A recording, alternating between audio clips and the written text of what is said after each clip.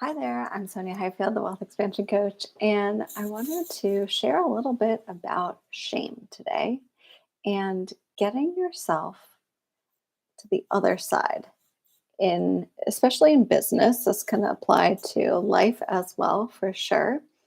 But I wanted to share a little bit about my experience of running my business from a place of shame versus not shame. And if you're a creative, intuitive entrepreneur, small business owner, I hope this will help you. And if it resonates, please let me know.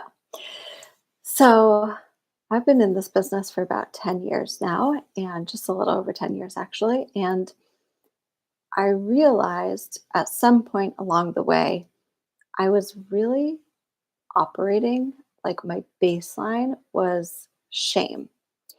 And I was trying a lot of things, doing a lot of things, having some success with things, but overall feeling like my business hadn't taken off the way I expected. It wasn't making as much money as I was hoping and intending.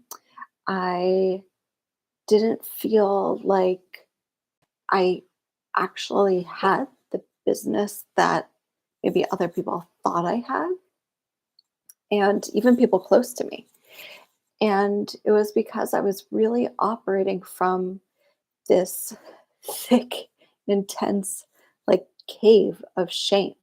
Even though I was showing up, I was still like doing my work, I was still, putting myself out there. Um, I really just was operating from such a deep level of shame. And what that did was stopped me from being honest with people. It stopped me from feeling like I could actually connect with people because I was like, oh God, what if they find out? And it stopped me from being honest with my partner, for my friends, my family. I was just living in this intense shame and yet still showing up and doing all the things.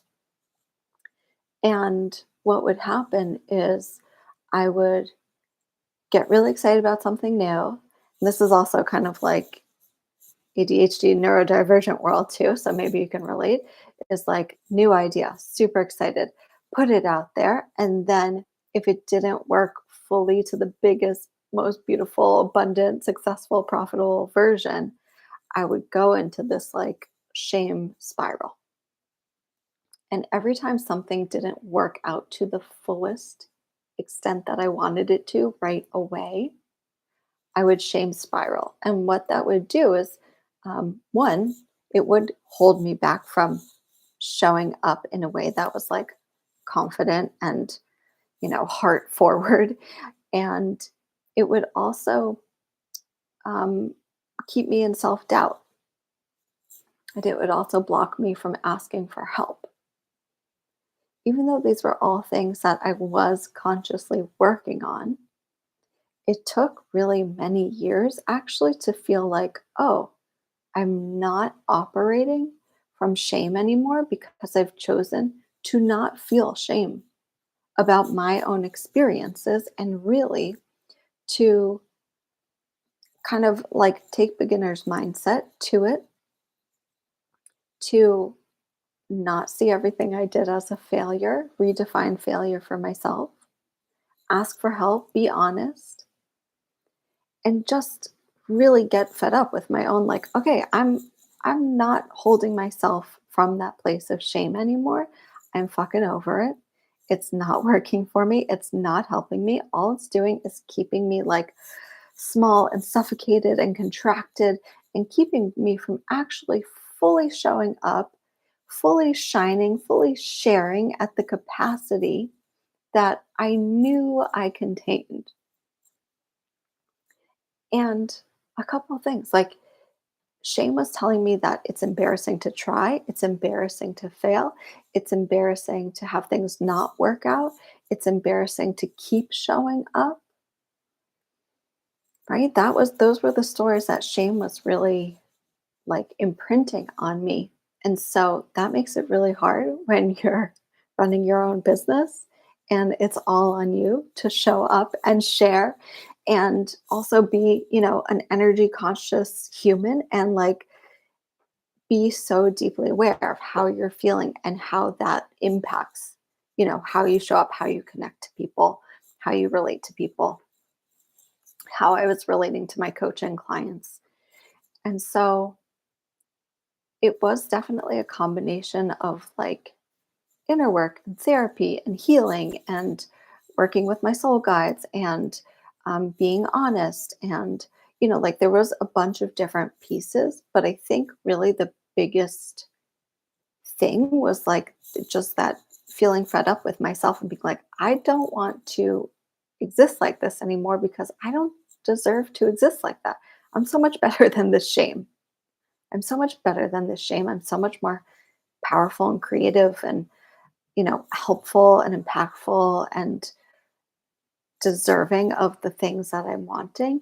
And the shame is keeping me from having that. It's keeping me from having the experiences that I want to. It's keeping me from having the connections that I want to. And really, I think the biggest thing in business is like you have to get up and keep going. And that doesn't mean you don't feel your feelings. That doesn't mean you can't be disappointed or frustrated or angry or sad, right? It doesn't mean you gaslight yourself into showing up.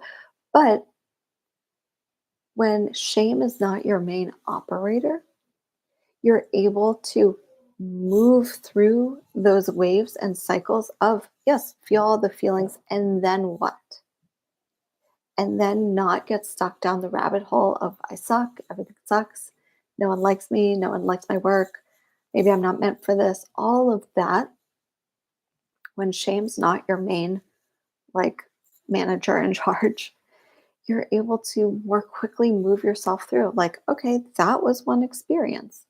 And now honor it, take time, process, but I don't have to sit in that for days and weeks and months. I can actually just move through into the next thing because, okay, let me get some data from that, right? Let me like reflect on that experience and maybe I didn't do anything wrong. Maybe there's nothing wrong with my offer. Maybe it's a timing thing. Maybe it's a, visibility thing. Maybe it's a messaging thing, right? Like there's these things that can be refined and tweaked and worked on that don't have to have you sitting in shame because guess what? Everyone fails. Everyone puts out things that don't sell. Everyone sometimes doubts themselves or feels like what they're doing isn't working. Everyone is on this journey. All these business owners are on this journey of seeing what works because it's a little bit different for everyone. There's no one secret way to have success. And honestly, no one has flawless success all the way through their business journey. And so if your shame is telling you everyone else is just successful and off and running and growing at this, kind of trajectory, and I'm just like, that's not true. That's a false story. So see what happens if you decide I'm absolutely freaking done with shame.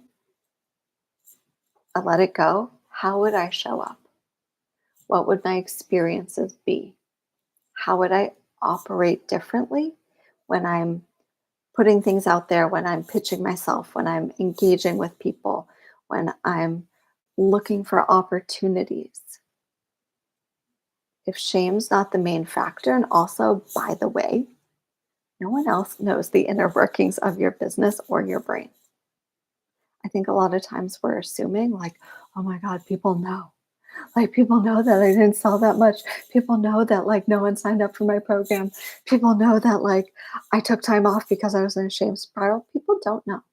People don't know that. And so that's another thing. It's like not assuming how other people receive and perceive us. And the more that we can not operate from shame and own our expertise, own our power, because I guarantee that you have wisdom, you have knowledge, you have lived experiences, you have creativity, you have unique skills. And if that's what you're putting forward, that's what people are going to see. And it's not about faking it till you make it, really. It's about just owning what is true and what you know you're here to do. And so I invite you to look at your relationship with shame and see if it is running the show, because I see this so often with my clients. And it's not that they're really failing, but they can feel disappointed in their business, they can feel frustrated with it, and they can feel highly aware of the things that haven't worked out, of the goals that they didn't hit, of all that they're trying to achieve that they haven't yet, of all the money that they're trying to make but they haven't quite made yet. And so they can be really highly aware of what hasn't worked out, and harboring the shame around that holds them back from actually using the strategies, trying again, experimenting, believing that things can work out. So it's not a, overnight, I'm done with shame and now everything is magical and perfect. Never, right? But choosing to not operate from that shame, because there are things that are going to work for you. There are strategies, no matter how unique and magical and mystical you are, that will work for your business.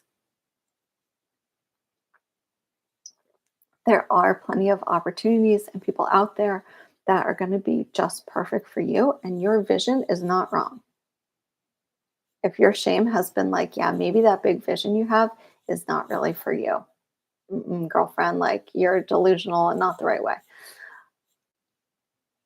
Your vision is still perfect for you, still possible for you, still aligned for you.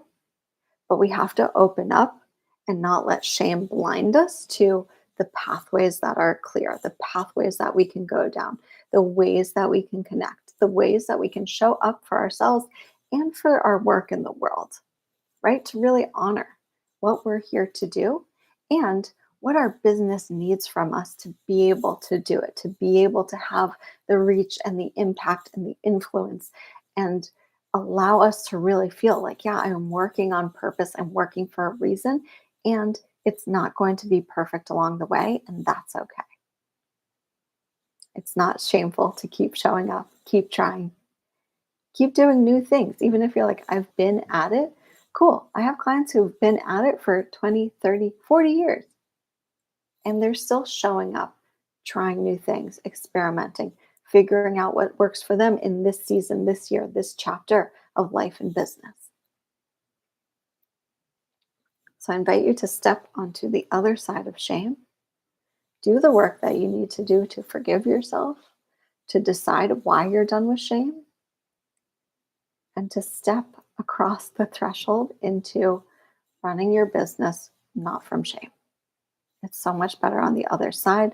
If you need help, reach out. I'd love to support you. If this was helpful or it resonates, or you feel like, yep, I realize now that maybe shame has been running things and I didn't even kind of realize it, let me know. No shame in raising your hand and saying, hey, I'm here too. I would love to hear from you, and I'll talk to you another time.